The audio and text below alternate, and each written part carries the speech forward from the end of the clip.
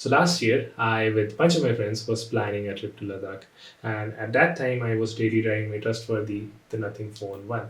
But this phone has started showing its age, especially its battery. It has degraded a lot over 3 years of usage. And I definitely need a new phone. So I started looking for it. I had a budget of 60 to 70k, and I had shortlisted some of the strong contenders in this price range with the like of OnePlus 12, iQOO 12, and Xiaomi 13. Each has its own strengths and weaknesses. Luckily, it was a festive season, and all these phones has got a reasonable discount. But then I came across this Amazon listing.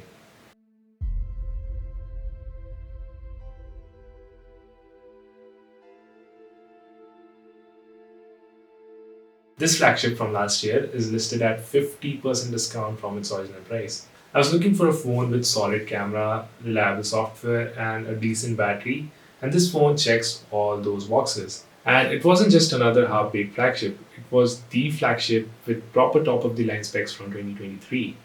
Yes, I am talking about none other than Samsung's flagship from 2023, the Samsung Galaxy S23 Ultra.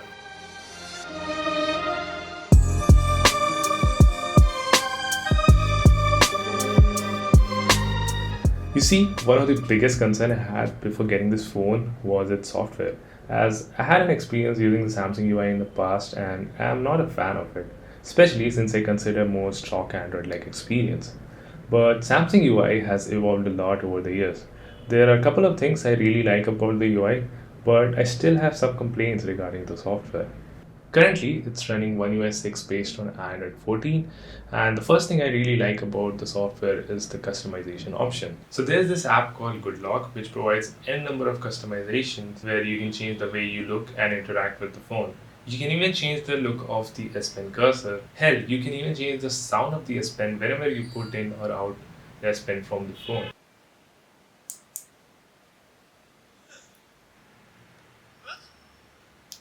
Then of course there's this AI features. Samsung has added way too many AI features, but most of them are not that much usable, at least for me.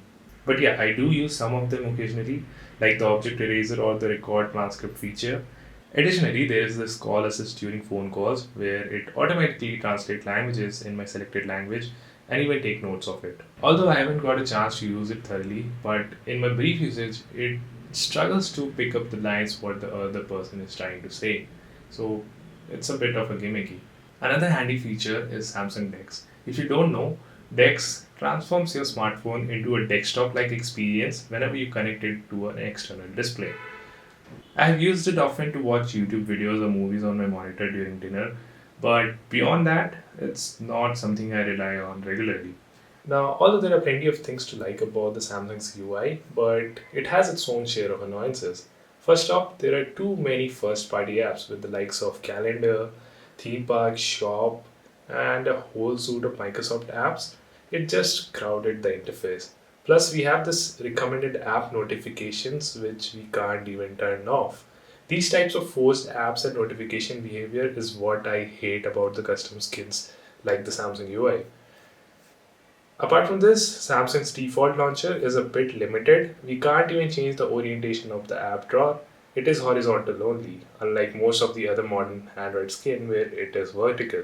Although they have added an option for vertical scroll in One UI 7, but we have to wait for the update. Another thing which I don't like is the software updates. Due to the heavy customization and add-ons which Samsung's add to their UI, the software updates get quite delayed, especially for the older phones. This phone hasn't received the Android 15 update yet, which is quite annoying since my 3 years old Nothing Phone 1 has already got the Android 15 update. It is expected that S23 Ultra will get the One UI 7 update based on Android 15 by the end of Feb.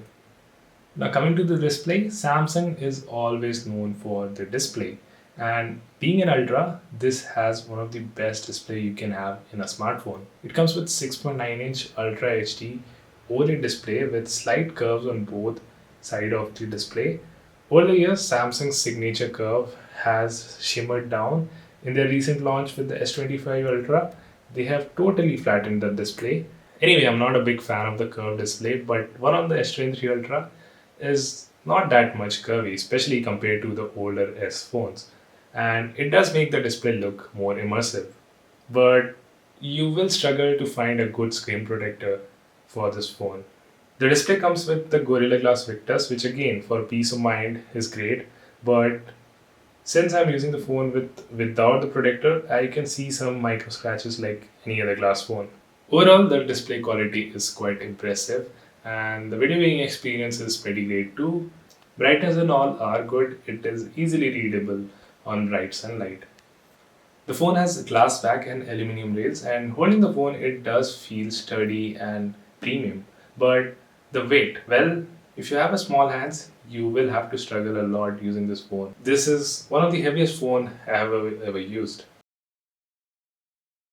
The Ultra series of Samsung smartphones always come top in terms of camera. I was really excited to try out the camera of this phone, and it is one of the main reasons why I got this phone in first place. So S23 Ultra, if you compare with any sub 70k phone, it will be the best in most cases, especially if you consider the secondary cameras. The secondary cameras on most of the phones in this price range is mediocre, and most of them even lacks the good telephoto lens. This phone has got not one but two telephoto lenses, 3x and 10x, and this is one of the best zooming lens I have ever seen in a smartphone.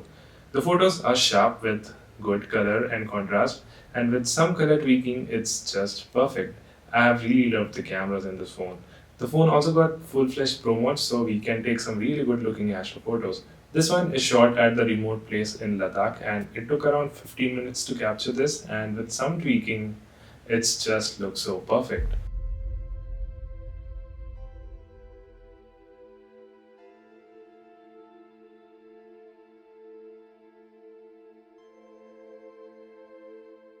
The videos too is one of the best. We can take 4K 60 FPS videos from all the lenses, or even 8K 30 FPS from the main lens.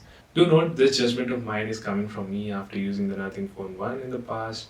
There might be some newer phones with the likes of OnePlus 13 and the Vivo X series of phone which might take better photos, but I highly doubt in terms of videos and the zooming capabilities. Now coming to the performance, this phone comes with Snapdragon 8 Gen 2, which is 2 generation older, but it is pretty efficient, and if you're not doing benchmarking and stuff, phone can run any apps you throw on it. The battery is good too.